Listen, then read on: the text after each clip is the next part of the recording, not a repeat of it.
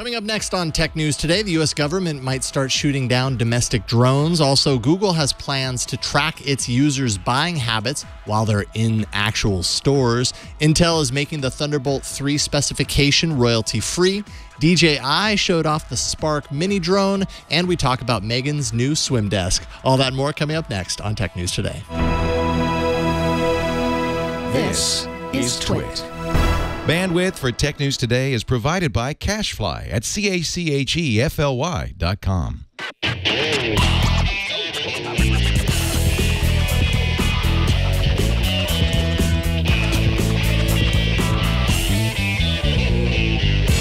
This is Tech News Today, episode 1775, recorded Wednesday, May 24th, 2017.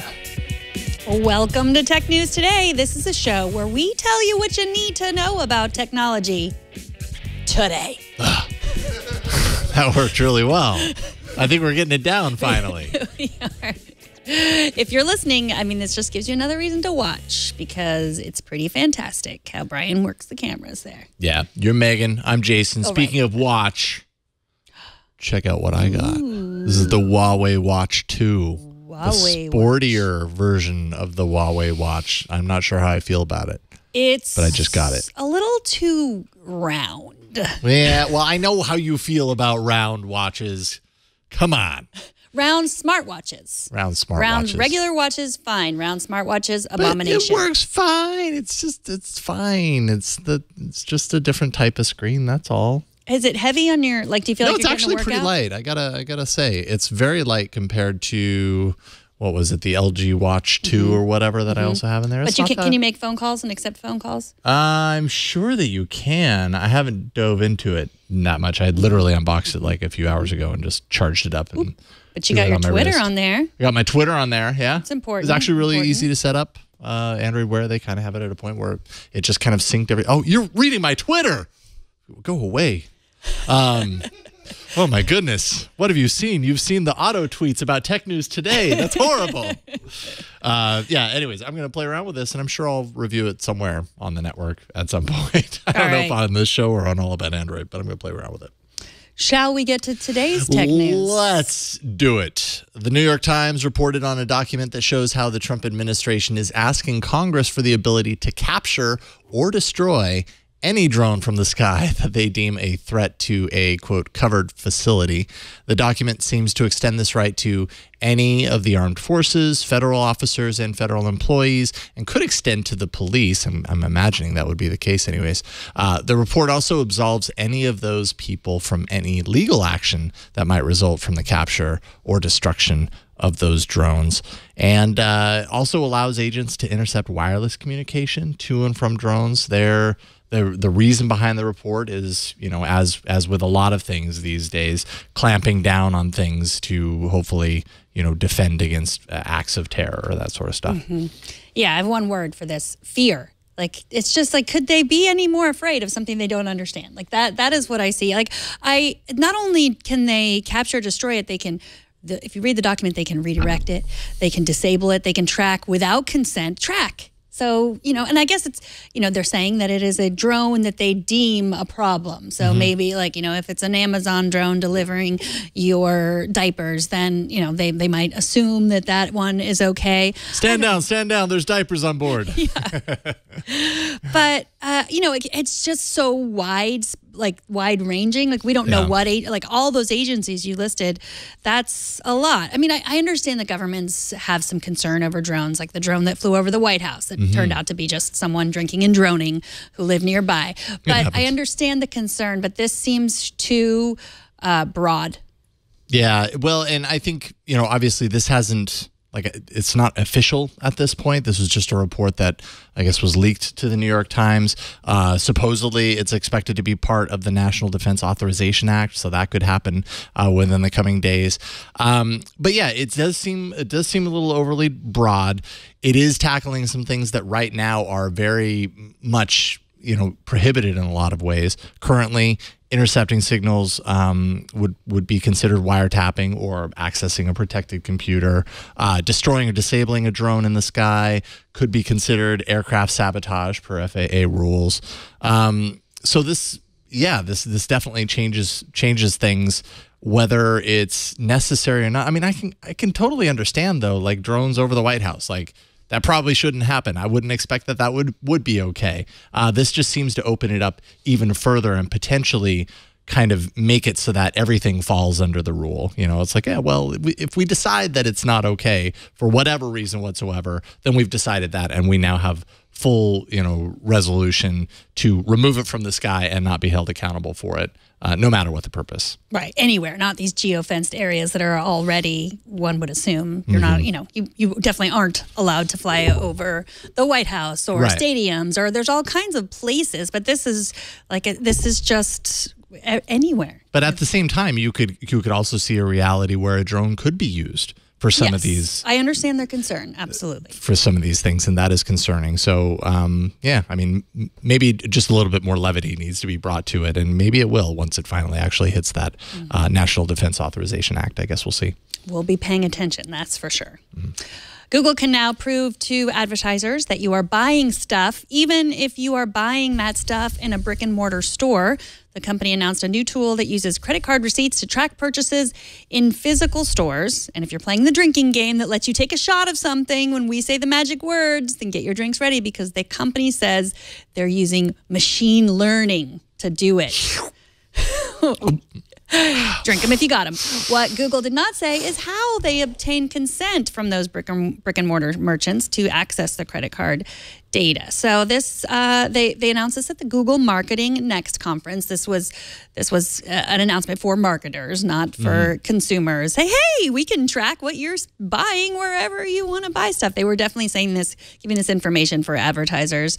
I wonder just if this is one of those things that will be ignored by the general public, or if they'll just say like, hey, that's too much. Like that's too intimate to know where I go and shop in a store. If you're paying cash, you can still have your privacy, but if you use a credit card, they're going to know these things now. Yeah, I mean, it's a really good question. If you were to go back 5 years and look at what we allow for right now when it comes to our privacy, we probably would have assumed then that we wouldn't allow for certain things now. Google does this to a certain degree. They do it with location tracking right now. Where if you opt into location tracking, they can, they understand what you're searching, what sites you're going to, what products you're searching for, all that kind of stuff. And then they can pair that with your location history and say, oh, isn't it strange that yesterday you went to the Lowe's site and that, based on an ad that we showed you, and then tomorrow we see that you went to Lowe's. Or the next day we see that you went to Lowe's, and they can, potentially siphon that information back to their advertisers and say, within a certain level of likelihood, this led to that, and that's valuable to advertisers to know that there's some sort of action that happens. We allow for that because we opt in for location sharing, and a lot of people don't think to opt out or to think about, like, does that qualify as creepy? Is that part of a creepy line, do you think? For me, it's not. I mean, for me, like, I know I have location. I don't even use an Android phone, and I have location tracking turned on in my Gmail account. So, like, I can go back and see all the places where I've been. But I feel like for a lot of people, it is. And, whenever I say that, well, it's fine. So they're tracking where I'm going. It's this idea of like, it's okay right now, but that information is stored places. What can it be used? Like, let's say something, something horrible happens nearby where I was, and someone's trying to make it look like I did that horrible thing. I certainly turn over enough data to make, to allow anyone to really finger me for anything. Yeah, or learn more about you, which is what it's kind of all about. Right, it's not, that is what it's all about now, but I'm talking about the dystopian future. Let's not go to the dystopian future. It's a dark, dark place sometimes when I really think about it. Yeah, I mean, I do think that, like you said, I'm sure there are a lot of people that are concerned about this sort of stuff, but they don't do a whole lot about it to, like, not do it. You know what I mean? This location tracking, just as one example, most people don't turn it off. Most people leave it on. And maybe that's them not understanding what it's actually being used for, or, what the potential is around that. But people aren't concerned enough to seek it out and make sure it's not happening. And I'm sure it would be the same here. Google's saying that it's not handling these records directly. But, you know, it understands its side of the game. Its side of the game is search and how search integrates with its products and how user behavior happens on while using its products. They say they're working with partner companies that already have access to somewhere around 70% of these transactions for credit and debit cards in the U.S., and that it's a double-blind kind of matching between them. Neither side sees the data from the other side, but when there's a double-blind match, that's information that they can send, but then send on to the advertiser and say, hey, what do you know? This worked. You know?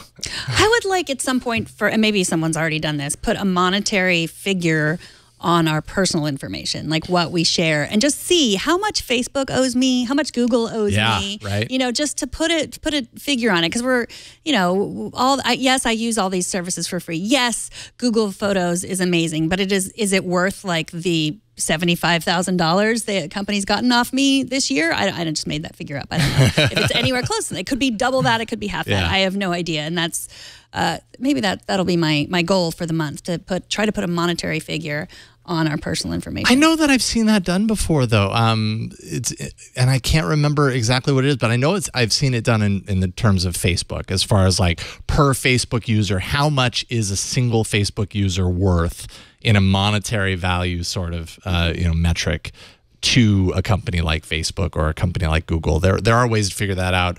It's outside of my pay grade. I don't understand how to make that work. But if you do, email us, tnt@twit.tv. Maybe you know what I'm talking about, because I know I've seen that before in terms of Facebook, and it's actually pretty eye-opening when you put a figure to it and you go, oh, that's what all of my privacy is worth to someone. Facebook. In its attempt to bring Thunderbolt further into the mainstream, Intel announced plans to make the Thunderbolt 3 specification royalty-free, removing a barrier for hardware manufacturers that want to use the data transfer specification in their products. Intel is also integrating Thunderbolt 3 into its CPUs, which it hopes will help drive adoption of the protocol in devices and peripherals using Intel's chips. So they have to be using Intel's chips, obviously, to benefit off of Thunderbolt 3. But until now, Thunderbolt has just been a pretty expensive thing to license. As a result, you know, that's limited its reach. Intel's now basically removing that cost barrier and embedding it into their chips so that hopefully the protocol can spread even faster. And if somebody's using, if a hardware manufacturer is already using an Intel chip, it lowers the barrier and makes it much easier for them to go with Thunderbolt and get high-speed data transfer and do all the crazy things that it allows for. So Thunderbolt, I'm going to admit some of the things I don't know right now. Thunderbolt is on the inside, right? It's not like you can't tell what a Thunderbolt connection is by what it looks like. Like you can tell like USB-C or Lightning or USB 2.0. That's you can tell what those are. But Thunderbolt's what's inside, and what goes out could be any shape. Yeah. Well, I mean, for example, it was like a year or two ago when the MacBook came out with the USB-C port. I guess that was just last year. It feels like a lot longer than that. But using the Thunderbolt spec. So it's using USB-C as the connector type to pass through Thunderbolt. And, and actually in that example, that was one way that Intel helped kind of further along with Apple to further legitimize USB-C as kind of a connector type in devices. That helped legitimize that at least a little bit further. It's all over the place in Android. This is like our second day in the row talking about USB-C, by the way. But yes, Thunderbolt is kind of the technology for that data throughput, and it's using, in this case, or at least in the case of the MacBook, USB-C as the kind of connector type through which that data flows. Got it. So the idea is that it would not only be faster, but more simple to use. Yeah, more kind of multi-purpose. But yeah, it's all about data transfer speeds when you're talking about Thunderbolt. It can transfer a 4K movie rather, in 30 seconds at 40 gigabits per second. So, I mean, that's just high-speed data throughput. So you can do a lot more things with hardware that supports those speeds. You know, when this modern world of 4K video, and 4K video is only one example of our high data needs now. Right, because I mean, a lot of us just think about like how so much stuff is in the cloud. Like, oh, I'm gonna put this video on my on my laptop, and it's on Amazon or something, and I'm just gonna get it down there from the internet. So that's slow. We could take hours or whatever. We don't think about all the things that we used to do by connecting. Like we used to have to connect our camera to our laptop to get the photos on there. We used to have to connect for all kinds of things, but we don't have to do that so much anymore. But if speed is important, then we still need to. Yeah, exactly. And I mean, there might be hardware peripherals, like I'm thinking in the audio and video world, you might be running, outboard gear that ties into your computer, and it uses Thunderbolt specifically because it's passing so much information back and forth just to do what it's doing, be it live video preview, at 4K resolution with multiple inputs and all that kind of stuff. That might be one benefit of why you would need all of that data speed and the capabilities of Thunderbolt. So Intel, Thunderbolt as a specification has been around for a while. It's just kind of been, I don't know, it hasn't spread, I think, as much as Intel would probably hope, because it's been kind of expensive, and it's limited its reach as a result. So this will hopefully open it up. I don't know how long it takes for this to take hold, and I think their plan is to do this sometime next year. So. Another thing I learned that you might want to bring up at a cocktail party next time Thunderbolts or USB-C comes up at your cocktail party, it takes up less space on the logic board. Oh, okay. So I know that comes up at cocktail parties all the time. Yeah. But that's actually that's a very modern thing, right? Is that all this miniaturization, trying to get, and what is limiting, it's part of the reason why Apple got rid of the headphone jack in the iPhone, because it allowed them to miniaturize the device even further, because they weren't constricted by the footprint of the headphone jack that was in there. So it's all about miniaturization as well. At an event at Grand Central Station in New York City today, DJI announced a new tiny drone. It's the Spark mini drone, and if DJI is to be believed, it is the drone for everyone. Everyone who has $500 to drop on a drone that's the size and weight of a soda can.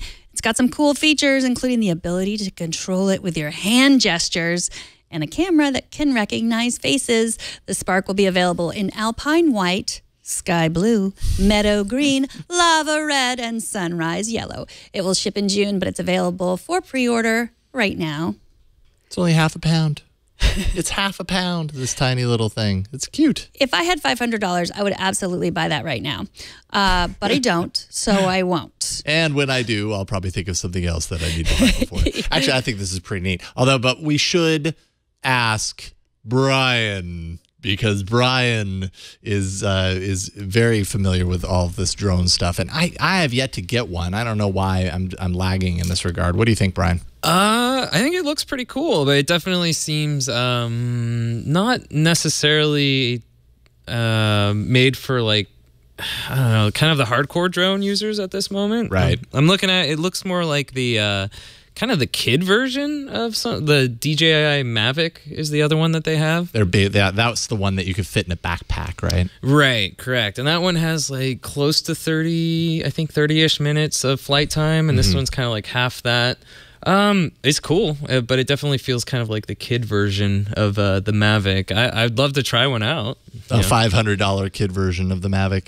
Yeah, that is like half the price of the Mavic too. I think it comes in at $1,200 if you do like the Pro version of the Mavic. Right. And I don't know what the camera is on it.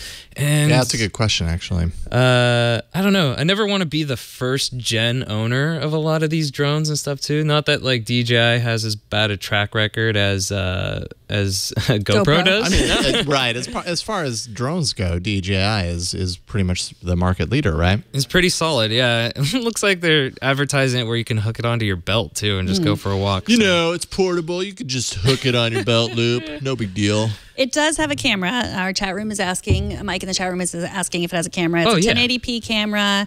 That's cool. Yeah, so the hand control where you feel like a Jedi. That's awesome. So there's the mom test they did. It's always like, does it pass the mom test? Which someday I'll stop being offended by, because some moms can fly any kind of drone.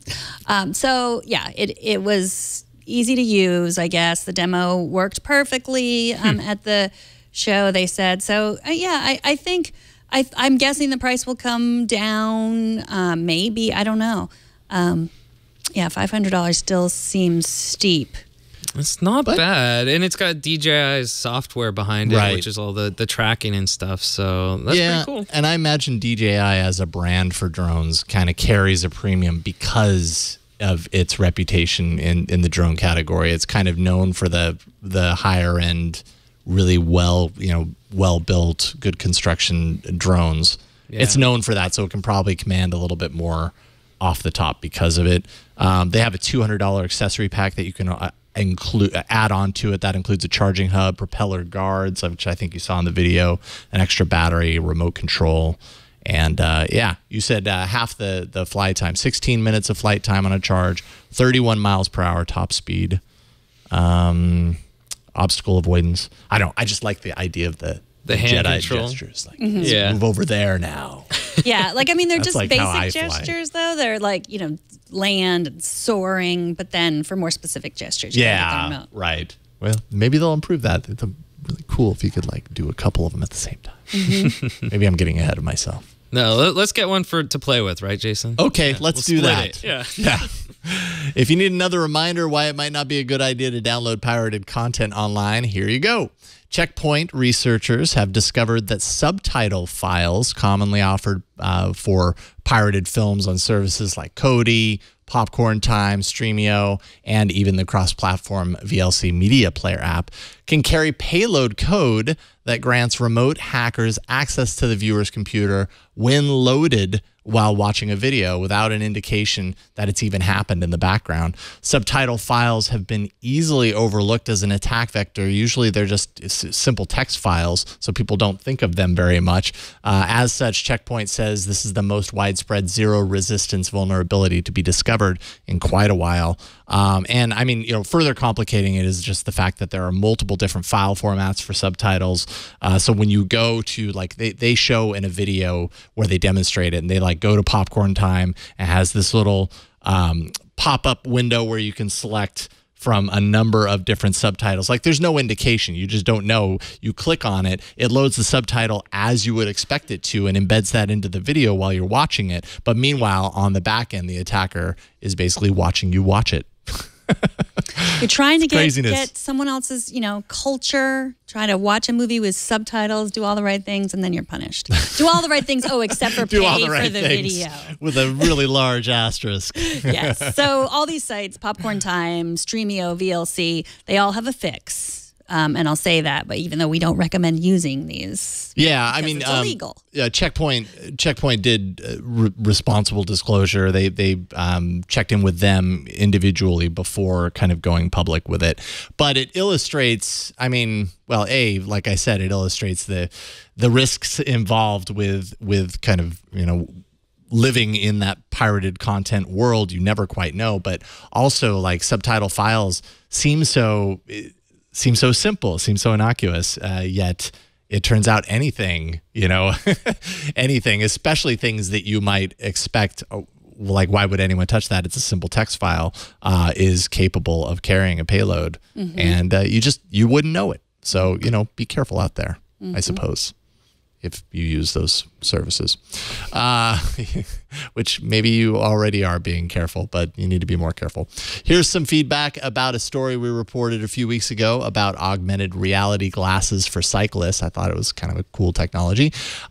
Is it Vo writes, as someone who commutes via cycling, the concept of these smart cycling glasses, and more broadly a head-up display of any kind for cycling, is one I have been interested in the past couple of years. However, unless they solve the prescription glasses problem, it won't be something I can use. I have a rather heavy prescription, and therefore any such device would have to be able to account for that fact. It would also seem that such a device wouldn't be too hard to repurpose for any type of driving, motorcycle riding, or even other forms of outdoor fitness. Not having to look down at a phone or GPS device while doing any of these things would seem to be a good idea.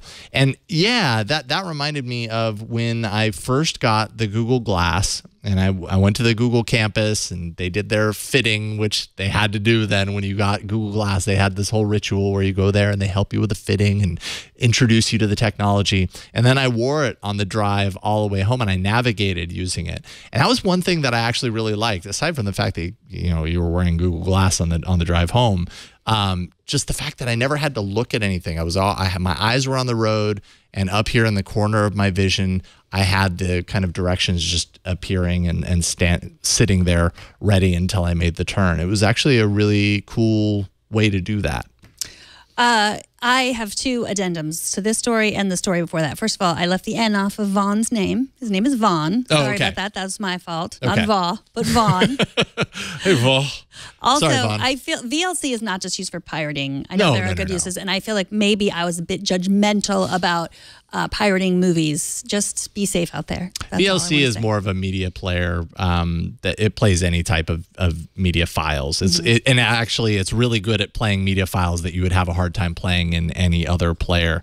Popcorn Time, on the other hand, you're probably using it because it's all about streaming, for the most part, pirated copies of movies and TV shows online. So you could probably extend that to some of those services. Yes. And also, I guess two addendums are addenda. So thanks for that in the chat room, too, for the help.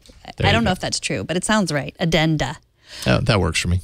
We have more addenda. Yesterday, we told you about John, who reads 75 to 100 books a year. John heard us referring to her as a he, and she wrote in to notify us that she is not a he, but a she. I'm sorry, John. By the way, John, if you're listening, I tried to be your friend on Goodreads, but I didn't know the answer to your secret question, so I guess we don't know each other at all, John. Man. So as my good friend Brian Burnett says, gender is just a social construct, really, but I apologize for calling you a she, John. But do you know Goodreads? I tried to be her friend on Goodreads. It said add friend, and then she had a secret question, something personal, and she wouldn't be anyone's friend unless they could answer that question. I didn't know you could do that. That's it didn't cool, give you like, if you know their email address, then you're good to go. No, which would be about the only thing you probably know secret. about John. Yeah, it is. And also, Goodreads is still around?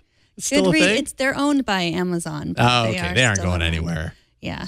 Yeah. I used Goodreads years ago. Do you use Goodreads when you listen to a book? Yes. Yeah? Okay. I do. There you go. Because then I could talk about it. Yeah, it qualifies. Excellent. Joe Gregory writes in to say GIF, GIF or GIF, however you want to say it, stands for Graphics Interchange Format.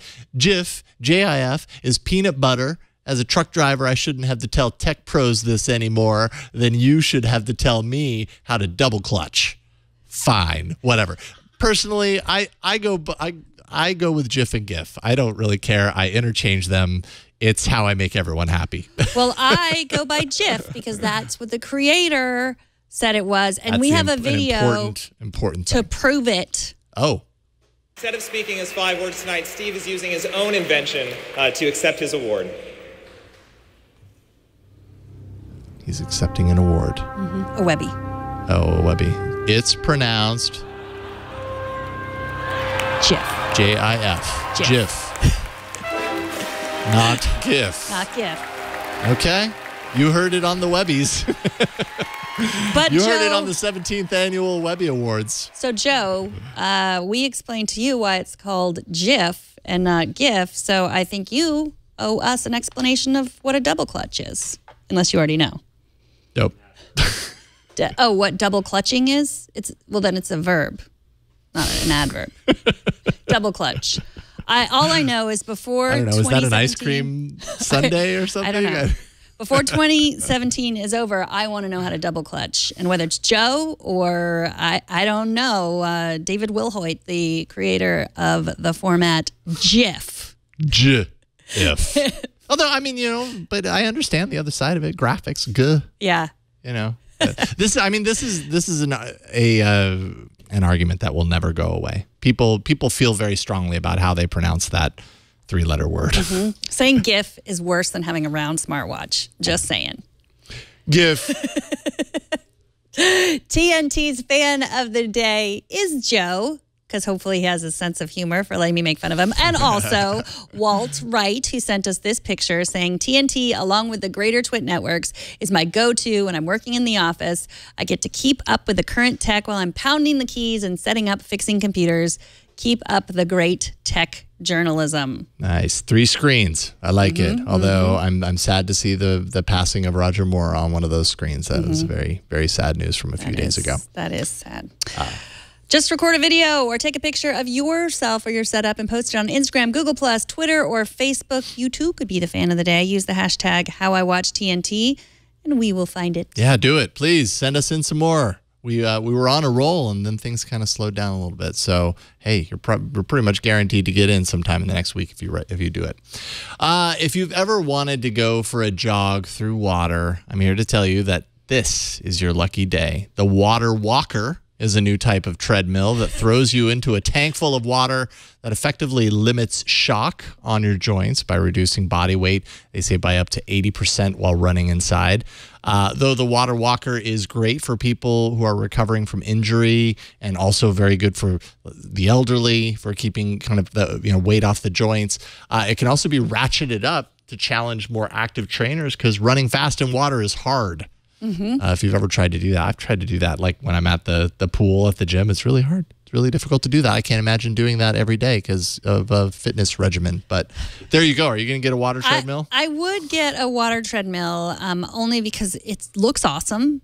And also, I hate fighting over the lanes with the ladies at the pool. They're rough, those ladies. So then you'll be fighting over the Water Walker. Well, I mean, if there's a water walker at the gym, that's great. Because, I mean, I'm not going to get this in my house. Except for, it holds an iPad. Did you see that? Or it has some sort of screen that you can watch TV while you're, walking in water. Yeah, maybe it's like, it's one of those challenges that you see at treadmills where you're actually riding down the road. But in that case, you're walking through water road or something. I don't know what the translation of that would be. But does it help you actually walk on water? I don't think so. Oh. I think you fall right in. Yeah, whatever. And then, on the days that you're lazy, you can just kind of stand in your hot tub. It's like a standing hot tub, kind of. I'd tell you how much it costs, but I couldn't read any of the words on the site because it's not in English. I'm sorry. Sad. I'll work on that for another time. TNT records live every Monday through Friday, 4 p.m. Pacific, 7 p.m. Eastern, 2300 UTC at twit.tv/live. You can be part of the show by emailing us, tnt@twit.tv. You can leave us a short voicemail, 260-TNT-SHOW, and find us on Twitter. We're at Tech News Today TV. And we're also at our subreddit. That's technewstoday.reddit.com. We have some stories there already. You can upvote them. You can downvote them. You can add your own. And you can subscribe to our show. That's at twit.tv/TNT. And you can tweet at me. I'm at Megan Maroney. And Burke has something he needs to add in Burke Chat. He really wants everyone to know that he thinks VLC is the best media player. Burke's words. He actually almost walked out when we lumped VLC. I heard a guffaw. Yeah. He was like, mad at us. You didn't see he threw something at me. Yeah, I didn't see that. Yeah. I'm happy that I didn't see that. Otherwise, Burke, I'd been right over there, man. Yeah, you don't do that. Burke Chat keeps us honest. Yes, it's true. I'm at Jason Howell on Twitter. Thanks to Burke, of course, for helping out in the studio. Thanks to our technical director, Brian Burnett. Thanks to Kevin for editing the show. And thanks to you for talking tech with us today. We'll see y'all tomorrow. Bye, everybody.